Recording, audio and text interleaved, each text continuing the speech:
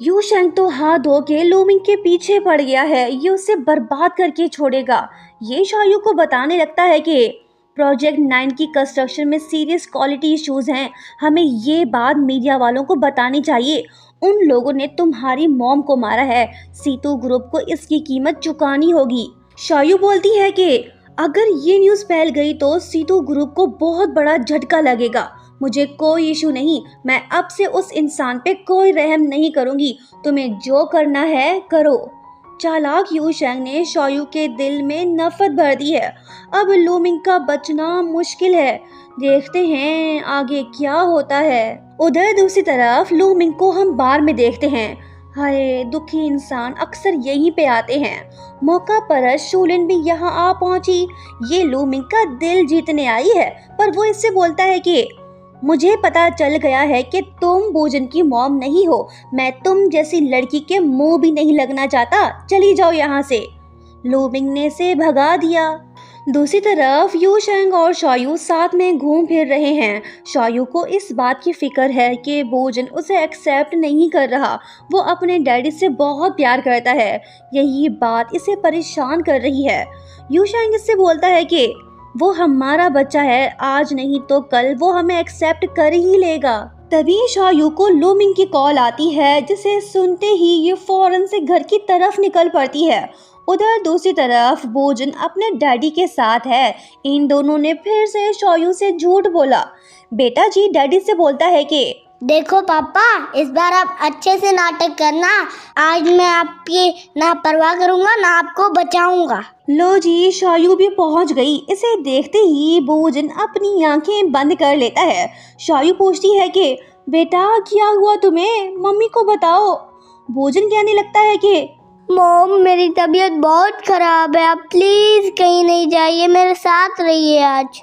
Looming शायू को इसकी condition के बारे में बताता है। शायू बोजन से बोलती है कि बेटा तुम परेशान मत हो, मैं यहीं पे हूँ, कहीं नहीं जा रही, मॉम तुम्हारा अच्छे से ख्याल रखेगी।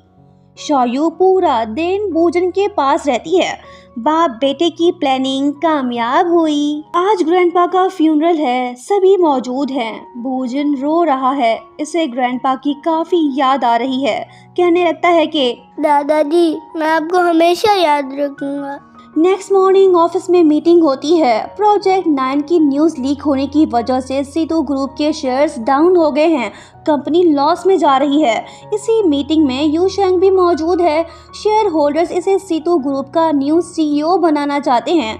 इनमें से कोई भी लूमिंग के साथ नहीं है, सब के सब यू शेंग की साइड पे चले गए हैं। मीटिंग एंड होने के बाद लूमिंग यू शेंग से बोलता है कि मुबारक हो, तुम अपने मकसद में कामयाब हुए। तुमने ही ग्रैंडपा को मारा है ना, घटिया इंसान, तुमने ऐसा क्यों किया। यू शेंग जवाब देता है कि मैं तुमसे सब कुछ छीन लूंगा, जो मेरा है वो मैं वापस लेके रहूंगा। दोनों लड़ पड़े। बोजन अपने डैड के पास आके बोलने लगता है कि मेरे डैड को बुली मत करो, मेरे डैड दुनिया के सबसे अच्छे डैड हैं, आप बुरे हो। यू शेंग बोलता है कि तुम मेरे बेटे हो, इसके नहीं, चलो मेरे साथ। यू शेंग जबरदस्ती इसे अपने साथ ले जाने की नाकाम कोशिश करता है। शायू भी आ पहुंची। ये बोजन से बोलती है कि बेटा मैं तुम्हारी मॉम हूँ, तुम हमारे साथ चलो। बोजन बोलता है कि नहीं, मुझे आप लोग नहीं चाहिए, मैं डैड को छोड़ के कहीं नहीं जाऊंगा, प्लीज डैड मुझे बचाइए। शायू बाज नहीं आती। फिर होता ये है कि ये लोग जबरदस्ती बोजन को अपने साथ ले जाते हैं। लूमिंग इन्हें रोक नहीं पाता। बोजन चिल्ला रहा है, ये अपने डैडी के पास जाना चाहता है। शूलू बोलती है कि मॉम आप लोग बाहर जाओ, मैं इसे समझाती हूँ। शूलू बोजन से बोलती है कि ये नाटक बंद करो। वो बोलता है कि अरे तुमने मुझे पकड़ लिया, मैं नहीं चाहता कि वो इंसान मेरा डैड बने।